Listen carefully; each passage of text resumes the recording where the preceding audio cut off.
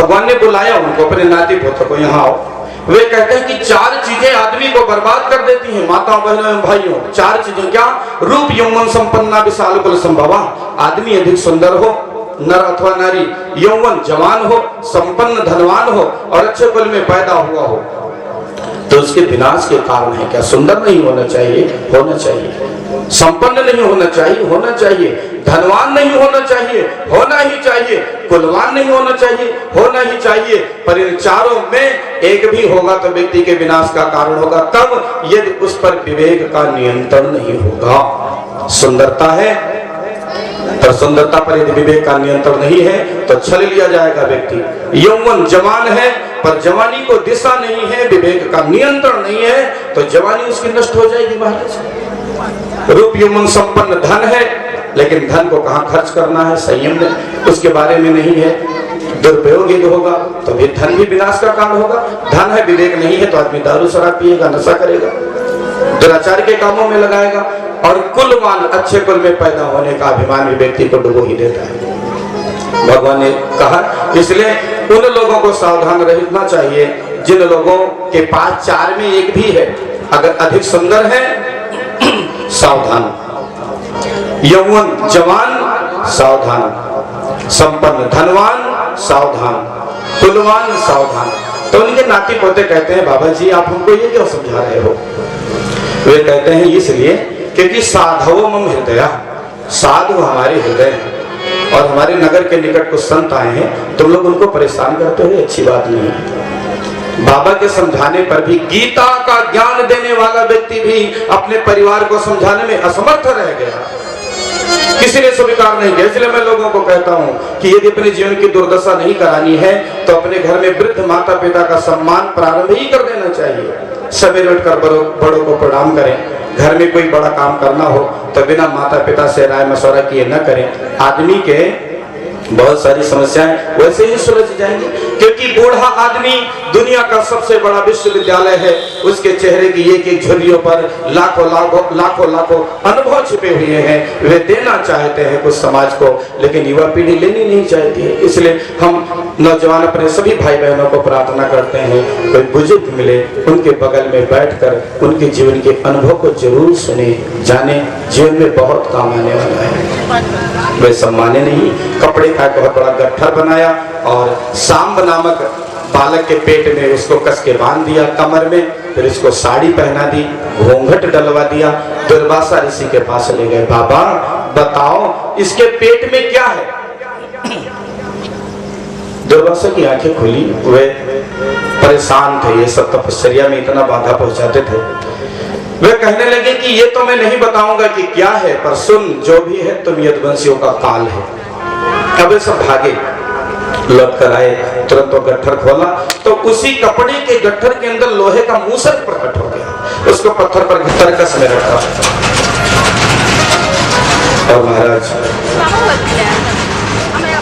इधर घटना घटी। एक दिन यदुवंशियों ने मदिरा पान कर और वही उस धारदार घास के पास पहुंच गए, उखाड़ उखाड़ कर एक दूसरे को मारने लगे, काफी नष्ट हो गए। भगवान परमात्मा श्री कदम्ब के पेड़ के नीचे पहुंचे, अपने बाईं जांघ पर दाएं पैर का पंजा रखा, बैठे थे।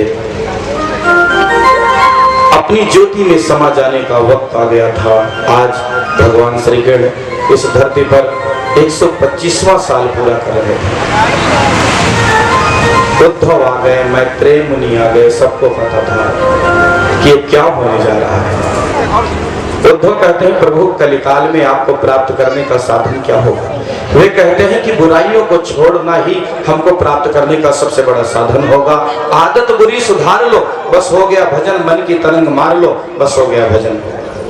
तो महाराज प्रकृति में व्यक्ति कैसे रहे, ज्ञान क्या, वैराग्य क्या, आत्म तत्व का उपदेश क्या, तब भगवान ने एक घटना बताई है उद्धव जी को, जिसको भागवत महापुराण में अवधूत उपाख्यान के नाम से जाना जाता है, जो भागवत की बहुत महत्वपूर्ण चर्चा है, 10 मिनट की। इसलिए अपनी सब माताओं बहनों भाइयों को मेरी प्रार्थना है, आप सभी 10 मिनट शांत चित्त बैठेंगे तो बड़ी कृपा होगी। भगवान कहते हैं कि एक बार की बात है, दत्तात्रेय महात्मा लंबे समय तक तपस्या में संलिप्त रहे। तब यदु राजा पहुंचे और वो कहने लगे, महाराज यहाँ दूर दूर तक कोई गांव नहीं है, कुछ खाने पीने की व्यवस्था नहीं है, फिर भी आप इतने स्वस्थ शरीर कैसे हैं? तब दत्तात्रेय जी कहते हैं कि आदमी स्वस्थ केवल खाने से नहीं होता है, उसके वैचारिक अवस्था का भी उसके सेहत पर बहुत गलत असर पड़ता है। यदि आप हमेशा चिंता करोगे, तनाव करोगे तो चाहे जितना पोषक तत्व लोगे, डायबिटीज हो ही जाएगी। तो रोग होने का सबसे कारण केवल खान पान तो है ही है, लेकिन एक मानसिक अवस्था भी व्यक्ति को रोगी बना देती है। इसलिए हमारे मनीषी कहते हैं कि मेडिटेशन करिए, ध्यान करिए, हमेशा सकारात्मक रहिए, तो अपने अंदर रोग प्रतिशोधन क्षमता बढ़ेगी और बहुत सारी बीमारियों से बचे रहेंगे। तो भगवान कहते हैं, दत्तात्रेय जी ने कहा कि स्वस्थ रहने के लिए अच्छे आहार के साथ साथ अच्छे विचार की भी आवश्यकता है, और अच्छे विचारों के लिए अच्छे गुरु की आवश्यकता है। और गुरु 3 प्रकार के होते हैं, हमारे शास्त्र में बताया गया। भागवत के अनुसार 3 गुरु।